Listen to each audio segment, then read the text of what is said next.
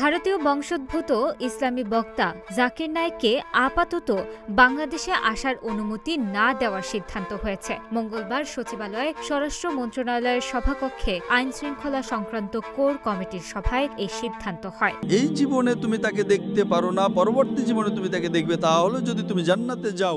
স্বরাষ্ট্র মন্ত্রণালয় সূত্রে জানা গেছে, একটি প্রতিষ্ঠান জাকির নায়েককে ২৮ ও ২৯ নভেম্বর ২ দিনের জন্য ঢাকায় আনতে চায়। ঢাকার বাইরেও যাওয়ার পরিকল্পনা রয়েছে তার। তবে জাকির নায়েকের ঢাকায় আসা নিয়ে কয়েকদিন ধরে আলোচনা চলছে। ভারত দাবি করেছিল জাকির নায়েককে যেন তাদের হাতে তুলে দেওয়া হয়। সচিবালয়ের সভায় আলোচনা হয়, জাকির নায়েক বাংলাদেশে এলে প্রচুর জনসমাগম হবে। জনসমাগম নিয়ন্ত্রণে প্রচুর আইন শৃঙ্খলা বাহিনীর সদস্যদের প্রয়োজন হবে। জাকির নায়েকের ঢাকায় আসাকে কেন্দ্র করে এই মুহূর্তে এত সদস্য সেখানে মোতায়েনের সুযোগ নেই। সবাই এখন নির্বাচনমুখী। সভায় সিদ্ধান্ত হয়, জাতীয় নির্বাচনের পর তিনি ঢাকায় আসতে পারেন, তবে নির্বাচনের আগে নয়।